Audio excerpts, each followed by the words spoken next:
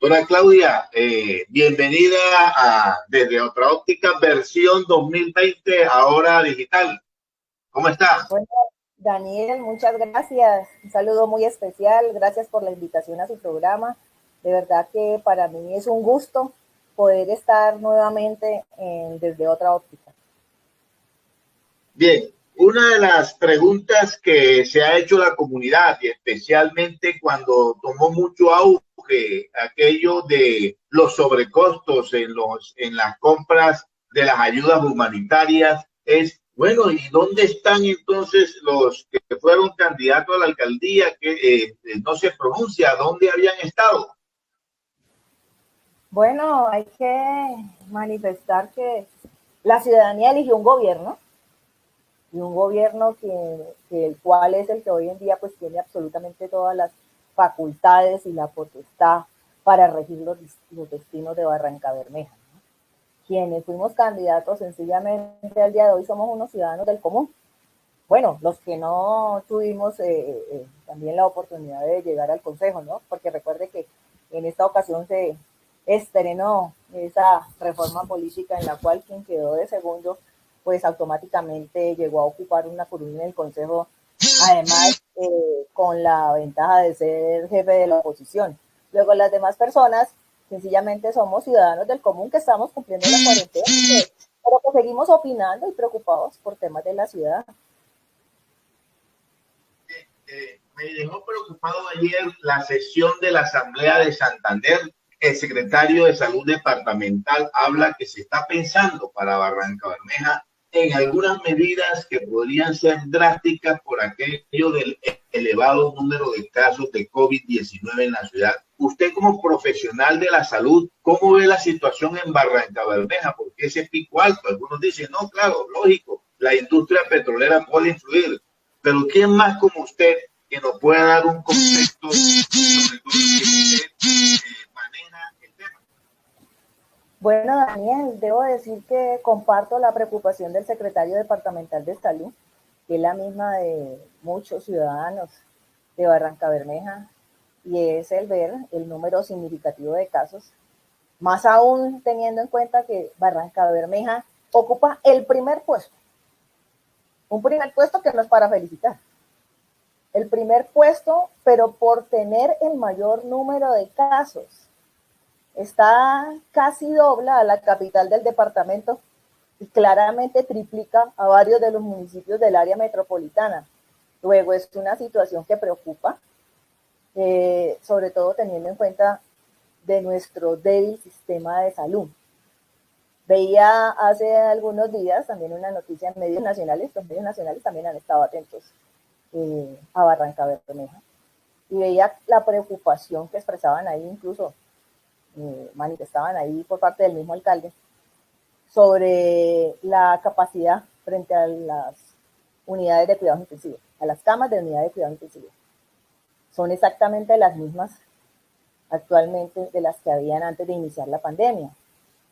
Entonces, si bien es cierto, la gran mayoría de casos no da la tranquilidad de que no vaya a haber pacientes que vayan a requerir de esta atención. Entonces, claro que preocupa la indisciplina social, también preocupa que muchos piensen que no pasa nada. Y ahí, en este tema de la ciudadanía, tiene una gran responsabilidad. Absolutamente todos somos responsables por las medidas de autocuidado que hacer, por ese distanciamiento social, que ya no podemos estar celebrando cumpleaños, Día de la Madre, del Padre, todo tipo de reuniones a las cuales estamos acostumbrados. Tenemos que hacer caso a las medidas que establece el gobierno local del pico y cédula, del toque de queda, ¿sí? O sea, tenemos que ser conscientes que la enfermedad es una enfermedad que no se conocía, que es nueva, que reconocemos que nadie estaba preparado, que ningún sistema de salud estaba preparado para una situación como esta, en la cual todos estamos aprendiendo, pero que sencillamente ya hay unos parámetros establecidos por la Organización Mundial de la Salud, por el Ministerio de Salud, el Instituto Nacional de Salud, en el cual dicta que la forma más inmediata o más cercana evitar la propagación del contagio es el aislamiento obligatorio, el autocuidado, el aislamiento social. Entonces, cumplámoslas, ¿sí? Cumplámoslas. Se entiende en gran parte la crisis económica y social que se vive, ¿no? Que no solo es de Barrancabermeja, sino que es en todo el país. También veía en medios nacionales las notas relacionadas con la pobreza oculta, algo que además el año pasado, en lo cual insistimos mucho, que barrios, por ejemplo, comunados, que ven cosas muy bonitas, no quiere decir que realmente al interior de ellas haya alimentos. Entonces esto ha golpeado absolutamente a todo el mundo. Y uno entiende que esa indisciplina social en gran parte también se deba a que muchos ciudadanos no tienen el sustento diario, no tienen garantizada su alimentación y eso los lleva a que salgan al rebusque y efectivamente pues no cumplan con esas medidas. Entonces son puntos, son temas que tienen que ser objeto de prioridad por parte del gobierno local, no son fundamentales como son seguridad alimentaria y fortalecimiento y preparación del sistema de salud para tratar de que la población con la pedagogía pues asuma todas esas medidas que hoy nos están decretando. Usted precisamente tocaba ayer el tema en el caso de el equipo profesional especializado, la contratación que se hace en Barrancabermeja como para medir esa situación del COVID. Y usted escribió un post en el que dice, bueno, ¿qué está pasando? ¿Dónde está el trabajo entonces que ha hecho ese equipo que ha sido contratado para tal efecto? Bueno, sí, yo ayer se han hecho muchos ciudadanos y es frente a uno de los contratos que, por cierto, fue cuestionado por medios de comunicación, incluso por un diputado y por la misma ciudadanía, un contrato el contrato 420 que se hace al inicio prácticamente, se hace a finales de marzo, iniciando la pandemia, o estando ya terminando la primera fase de la pandemia. Y ahí denotan pues la vinculación de un dominio. Cualquier persona diría, bueno, ¿cuál es el resultado que arrojó ese contrato? Una pregunta que no se necesita ser médica o médico para hacerla. Me cuentan que algunos de manera particular se indignó con la pregunta. Yo le diría, aquí no se trata de indignarse, aquí se trata de demostrar cuál fue el resultado. Estamos hablando de un contrato de 1.547.360.499 pesos que se hace en un momento en el cual Barrancabermeja no contaba con ningún caso y que pues durante su ejecución era de 2 meses. Lo que vemos es que Barranca ocupa el primer lugar. A mí me da pena, pero ante cualquier explicación, lo que quieran, o como dicen coloquialmente, que fue que, la palabra es resultados, maestro. ¿Cuáles fueron los resultados de ese contrato? Es lo mínimo. Se requiere una explicación, se requiere sensatez con la población frente a este tema. Yo pienso que hay que permanentemente estar informando a la ciudadanía. No quiere decir que el informarle a la ciudadanía vaya a llevar a generar un pánico. No, a la ciudadanía hay que informarle exactamente cuál es el panorama que se vive en materia de la pandemia, qué está sucediendo, para ver si también así, de esta forma, asumimos este tema con mayor responsabilidad. Vamos a tocar un tema que también está de moda y que tiene que ver con el alumbrado público y que usted también refrescó la memoria de las actuaciones que hubo en el pasado y que usted también hizo una prevención en cuanto al alumbrado público. Hoy hay una concesión y ya hay voces inconformes por el hecho de que del alto porcentaje que se está pagando por el alumbrado público en Barrancabermeja, de una concesión leonina y de todo lo que tiene que ver con irregularidades y no ha pasado nada y parece que todo sigue igual. Hablemos de ese tema, doctora Claudia. Bueno, Daniel, el tema cuestionamientos a ese contrato leonino, usted recuerda que viene desde hace varios años, específicamente en el 2006, cuando hubo la posibilidad de volver a reevaluar ese porcentaje que se estaba cobrando en el Consejo Público, un estudio que estábamos en particular, en donde se podía probar que el impuesto no debía ser del 10%, como lo era del 10%, objeto de todo un debate. Y lamentablemente en esa época, pues la ciudadanía no lo entendió, no apoyó la propuesta. En el Consejo finalmente no se aprobó y se mantuvo ese porcentaje del 10%. Y ya con el paso del tiempo, yo diría que una de las cosas positivas del aislamiento ha sido el hecho de ver a una ciudadanía que reclama, que está revisando absolutamente todo y sobre todo que se ha visto mucho más afectada,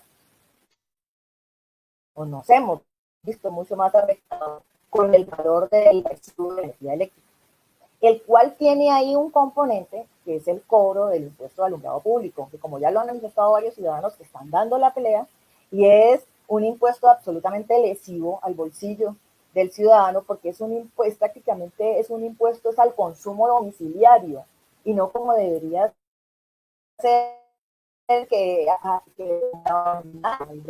entonces, esta situación ha hecho que la gente hoy en día se interese mucho más en el tema y que esté exigiendo y buscando medidas que lleven a que por fin la administración local asuma el papel de reevaluar, de revisar cuál es el costo real de la operación y mantenimiento de ese impuesto, que haya un cobro real a la ciudadanía y no a seguir sujeto al consumo domiciliario de cada uno de nosotros y nosotros. Entonces, creo que están dadas unas condiciones hoy en día para que se pueda revisar ese tema. Indiscutiblemente se necesita voluntad política, ¿no? Se necesita voluntad política por parte del alcalde, por parte del consejo, pero si estamos hablando que pretende una serie de alivios, que todos estos subsidios y medidas que ha decretado el gobierno nacional, veo muchos ciudadanos también luchando con la ESA que para bajar el valor del kilovatio, que es compleja. Se puede dar, sí, pero es mucho más compleja. Mientras que el tema del alumbrado público depende exclusivamente de la administración local y la voluntad política que se tenga para revisar ello, para bajar, al bajar ese impuesto, indiscutiblemente va a ser un alivio para la población, porque ellos cuando están en producción, pues obviamente van a consumir más energía y ahí le están cobrando por mayor consumo, pues mayor impuesto de alumbrado público. No tiene sentido seguir manteniendo ese contrato leonino, que es absolutamente lesivo para la comunidad de Barranca Bermeja. Además, recordemos, yo también planteaba, recordando muchos temas, y a veces eso los lleva a decir incoherencias, a decir cosas realmente que no tienen trascendencia. Y es que la Contraloría General de la República hizo un control excepcional a ese alumbrado público en el periodo 2000-2005. Y ese informe de la Contraloría mostraba claramente los atropellos cometidos, mostraba los sobrecostos en materia de expansión de las luminarias, el cobro de un crédito ficticio, gastos para fiscales, una serie de cosas que estoy segura al día de hoy no han cambiado. Y además, también manifestaba la Contraloría que los acuerdos, el acuerdo municipal mediante el cual se había establecido, mediante el cual se estableció la tarifa, decía que no había contemplado un estudio técnico para poder tasar cuál era el poder. Entonces, es importante también, como lo muestra la ley 1819, que se haga un estudio de ese costo de operación real, con las normas establecidas por el Ministerio de Minas y Energía, para determinar cuál debe ser el valor a cobrar de impuesto de alumbrado público y no seguir atrás a la ciudadanía de Barranca Bermeja, porque es que eso no tiene otra palabra.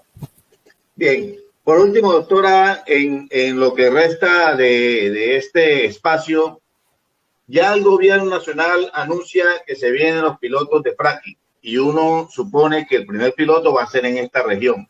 ¿Qué opina del tema?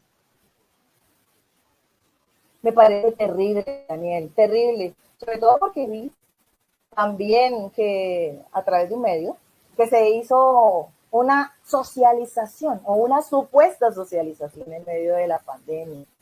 Y esas socializaciones siempre se han hecho en momentos en los cuales la mayor parte de la ciudadanía no puede acudir. Yo recuerdo mucho que el año pasado también hicieron una socialización sobre pilotos de fracking un domingo a las 8 de la mañana, en plena campaña electoral. Entonces, lo que se ve es algo malintencionado. Yo no estoy de acuerdo con eso, lo manifesté el año inmediatamente anterior, cuando estábamos en campaña, en mi condición de candidata a la alcaldía en esa época. Considero que es algo lesivo para el medio ambiente, para la humanidad. Hay pruebas de otros países que han rechazado el fracking, que han demostrado la contaminación de los cuerpos hídricos, y realmente me parece lamentable que en Barrancabermeja se vaya a efectuar. Aspiramos que el gobierno local presente su posición en favor de la ciudadanía. Doctora, gracias por atender nuestro llamado y por estar aquí participando con nosotros en este programa El Pregonero TV. Muchas gracias, Daniel, y un saludo muy, muy especial a la ciudadanía de Barrancabermeja.